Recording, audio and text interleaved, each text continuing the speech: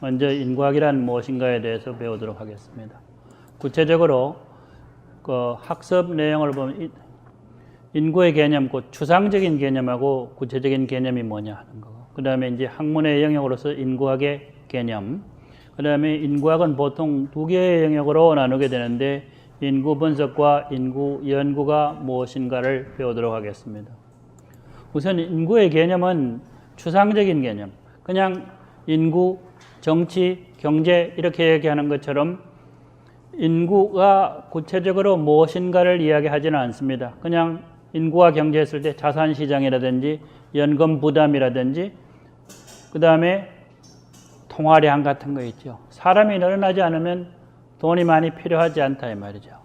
한국은행에서 아무리 돈을 많이 찍어낸다고 하더라도 사람들이 돈을 필요로 하면 어떻게 되겠습니까? 은행에서 대출을 받겠죠. 그래서 가공화폐들이 신용에 의해서 많이 창출된다 하는 겁니다. 그래서 인구가 늘어나는 사회에서 경제가 좋아질 개연성이 크다 하는 그건 좀 추상적인 또는 구상성이 부족한 개념으로 사용되는 경우도 있고 구체적인 개념도 있습니다. 인구 구조와 관련되는 건데 성별, 남자 인구, 여자 인구 또는 15세 미만의 유소년 인구 그 다음에 15세에서 64세 사이에 있는 생산 연령의 인구 또는 65세 이상의 고령자 인구, 순수 인구학적인 인구입니다. 그런데 이것은 많은 경우에 사회 경제적으로 중요한 영향을 미친다 하는 거죠. 거기에 대해서 인구 구조, 교육 수준, 경제 활동 등 경제적인 또는 사회적인 인구가 있다 하는 것입니다. 이러한 인구 현상, 추상적인 관점이나 또는 구체적인 관점의 인구 현상을 연구하는 것이 바로 인구학이 되겠는데 인구학은 보통 집단으로서의 인구의 크기나 특성을 기술한다. 또 설명하고 그것을 시각화, 그래프로 잘 보여주는 학문이라고 이야기할 수 있겠습니다. 이 인구학은 영어로 표기를 하게 되면 보통 demography 해서 demos, 그리스어입니다. people이죠. 그 다음에 graphia 해가지고 description이 되겠습니다. 우리가 demos 하는 말을 많이 보게 되는데 민주주의는 democracy 해서 demo 하는 게 들어가죠. 그 다음에 지리학의 geography, graphy, 해양학은 oceanography 해가지고 graph이라는 말이 들어가잖아요. 그래서 demography는 demos와 graphia, 사람에 관한 학문이다 하는 겁니다. 여기서 사람은 집합 명사입니다.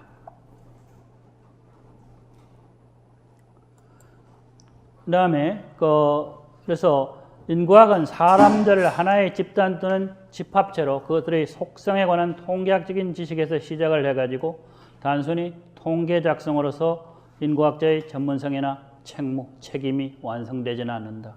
그 현상을 통계적으로 표현됐다고 그러더라도 그것을 끝이 나서는 안 되고 인과적으로 잘 설명을 해야 되겠죠.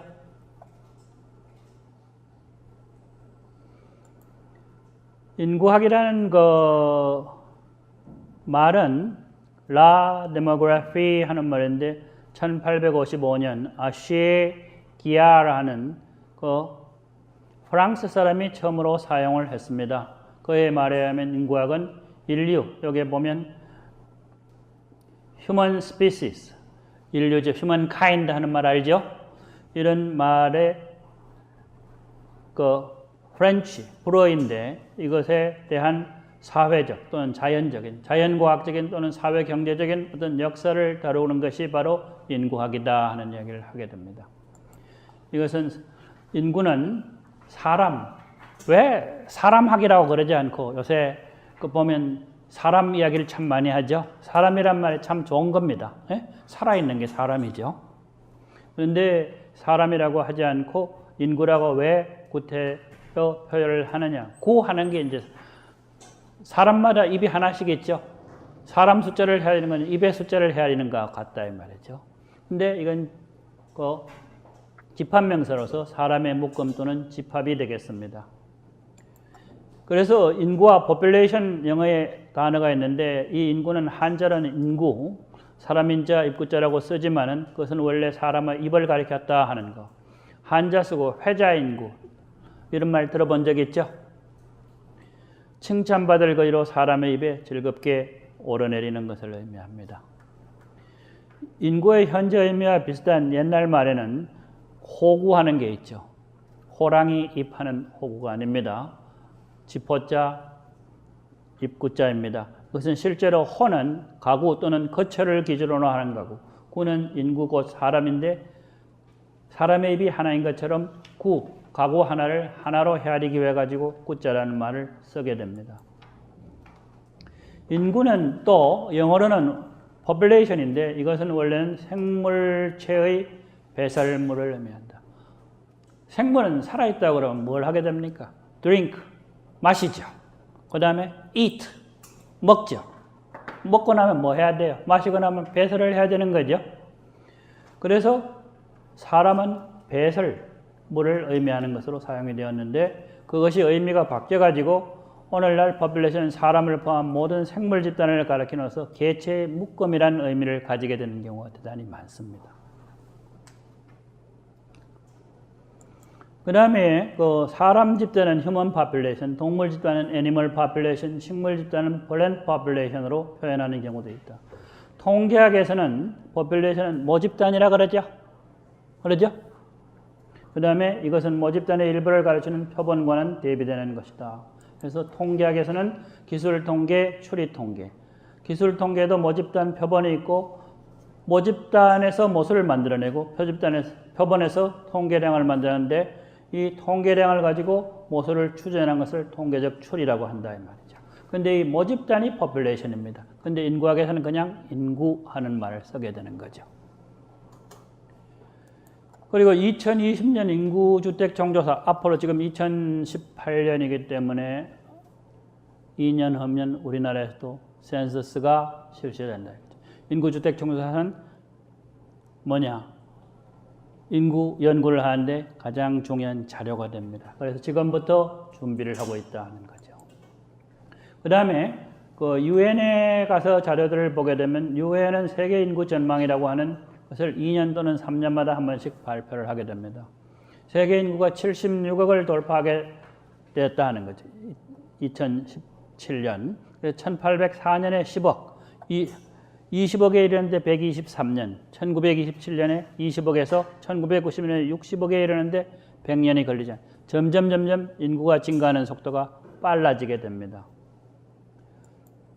향후 21세기의 인구 증가는 둔화된다 이거죠. 천천히 성장을 하게 되지만은 유엔 인구부 United Nations Population Division은 2050년에 약 100억에 근접하고 2100년 110억에 12억 정도에 이르는 것으로 전망을 한다. 그러니까 전 세계 앞으로 2100년 여러분들 지금 20살이니까 지금 그때쯤 되면 기대 수명도 길어져 가지고 아마 살아 있을 건데 그때의 인구는 약 110억을 넘어서게 된다는 겁니다. 지금 76억 정도 되니까 훨씬 더 많아지죠. 물론 우리나라는 인구가 지금 감소하고 있습니다만은 여러 가지 면에서 상당히 의미하는 것이 많다는 겁니다. 지금 2060년인데 앞에 그 2010년을 기준으로 해서 만드는 것인데 이 표는 추정 인구와 장래 추계되어진 인구 두 가지가 있습니다. 여기에서 앞으로 2030년 정도까지 대체로 인구가 증가하다가 전체 인구가 나중에는 감소하죠. 여기에 연두색으로 되어 있는 게 노인 인구 65세 이상입니다. 아시겠어요? 노인 인구가 막 많아지죠? 어린아이의 숫자는 지금 우리나라에 올해 보면 1.0이 안 된다고 합계 출산율이 그러는데 점점 줄어들고 있다 말이죠. 경제 활동을 할 수 있는 연령의 인구 15세에서 64세의 인구는 전체 인구의 절반이 되지 않는 상태로 가게 된다는 겁니다. 우선 오늘 그래서 인구 분석과 관련해 가지고 그 인구학에서 인구 분석과 인구 연구를 구분할 필요가 있는데 이 사회과학과 주로 연계되어지는 사회학, 경제학, 지리학, 역사학, 보건학 같은 거 있죠. 이게 인구학과 결합이 되면 사회인구학, 인구경제학, 인구지리학, 인구사, 보건인구학 또는 수학, 통계학과 결합이 되면 수학과 결합되는 경우는 수리인구학 또는 인구수학, 그다음에 통계학과 결합이 되면 통계인구학. 이쪽은 아주 그 자연과학, 수학, 물리학 이런 개념들이 많이 사용이 되고 여기는 사회과학. 여러분들은 사회학 전공이기 때문에 어떤 경우에는 이쪽만 하면 좋겠다라고 이야기를 할 수도 있겠는데 인구학은 인구 분석, 즉 응용 연구와 형식적인 어떤 두 가지로 이루어진다 하는 겁니다. 잘 알겠죠? 그래서 문과 쪽에서 공부를 하더라도 수학적인, 통계학적인 지식은 사회 현상을, 경제 현상을 이해하는데 필요하다 하는 겁니다.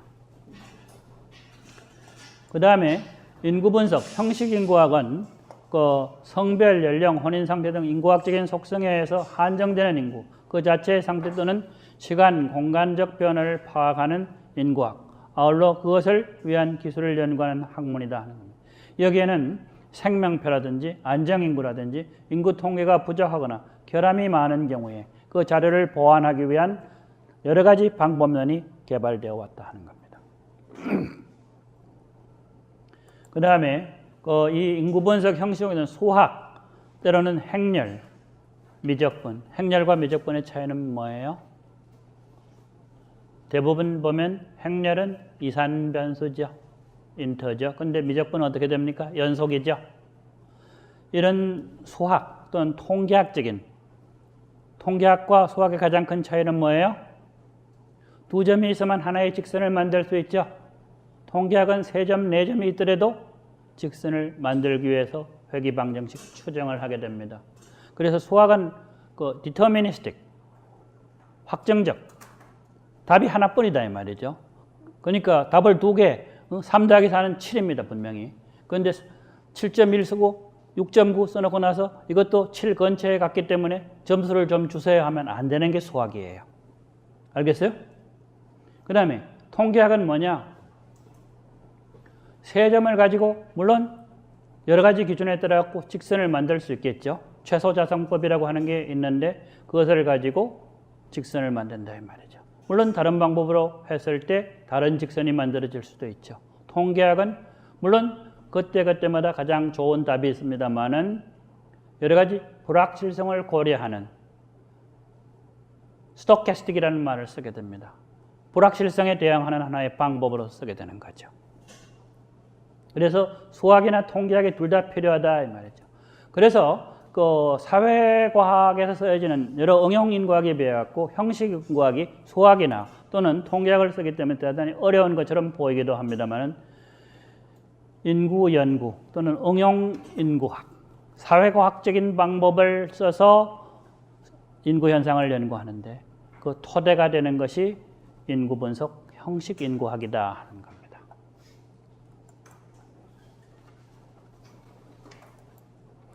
인구 연구 또는 응용인구학, 실체인구학, 이게 인구와 경제, 인구와 사회, 인구와 지리, 인구와 보건의 관계나 여기서 발생하는 인구 현상, 즉 이론적인, 경험적으로 연구하는 분야이다 하는 거고, 그 인구 연구의 응용은 최근에 소집단 또는 소지역 자료, 소집단 하는 경우에 있죠. 우리나라에 이주들은 결혼 이민자 5천만 명 중에서 그리 많지 않은 숫자다 이 말이죠. 100만 명은 되지 않는다 이 말이죠. 그런 소집단이나 소지역, 읍면동과 같은 조그만 지역 또는 유성 여러분들 공동에 나가서 밥을 먹는다. 공동지역의 인구학, 소지역이죠. 또는 서울 명동, 낮에 사람이 얼마만큼 사느냐, 밤에 얼마만큼 사람이 사느냐 하는 거. 이런 것들을 연구하는 게 이 소지역 인구학입니다. 이런 경우에 그 지역의 경제나 상권을 분석하는데 demographics라고 하는 말, 물론 디모스와 그래피의 약간 변형된 것인데 이런 분야에 대한 관심도 증대한다는 거죠. 그래서 인구학에는 책들이 제가 번역을 다른 분야와 같이 하는 건데 인구학 입문, 그 다음에 서울대학 지금 은퇴를 하셨습니다만 권태환 교수와 한양대학에는 인구의 이해하는 책들도 있고 외국에서는 존 윅스, 이 사람은 지리학자입니다. 사실은요. 지리학자가 population 하는 책을 썼다 이 말이죠. 이 책은 보기 드물게 10판 이상을 만들어낸 책이다 이 말이죠. 그 다음에 펜실베니아 대학의 인구 통계를 가르쳤던 세뮤얼 프레스턴 그리고 그 다른 두 사람이 만든 디모그래픽은 주로 대학원생들을 위한 교재예요. 수학이 많이 들어가 있습니다. 이 책부터 시작하고 이 책으로 옮겨갈 수 있고 여기에서 여러분들이 많은 지식을 얻어 전문가가 된다면 한평생 편안하게 살 수 있을 겁니다. 알겠어요? 그 다음에 우리나라에서도 인구 충격의 미래와 관련해가지고 인구 감소가 불러올 10가지 트렌드 해가지고 인구 충격이 내몰린 한국 경제의 미래 시나리오. 물론 자산시장, 부동산, 아파트값 이런 거 있지 않습니까? 그 다음에 연금. 여러분들 저출산이 계속되는 경우에 여러분들이 장래 연금을 받게 될 것이냐 받지 못하게 될 것이냐 하는 문제. 이런 문제들에 대한 여러 가지 충격적인 이야기들이 나오고 있다. 이런 이야기는 우리나라에만 국한된 것은 아니다 하는 거죠. 결국 일본에서도 저출산이 오랫동안 계속되고 일본 같은 경우는 장수화, 기대 수명이 자꾸 올라간다 이 말이죠. 85, 90 가까이 가 있다 이 말이죠. 그래서 여기에 보면 인구 감소라는 것이 하나의 희망이라고 보는 사람들도 있습니다. 왜냐? 사람 숫자가 줄어들기 때문에 사람 숫자가 줄어들면 어떤 경우에는 사람 값이 올라가겠죠. 그렇죠? 그런데 어떤 경우, 많은 경우 인구 감소가 주는 사회의 미래학 해가지고 모든 것이 축소지향적이 되고 거기에 적응을 해야 된다는 그런 문제들을 이야기하기도 합니다.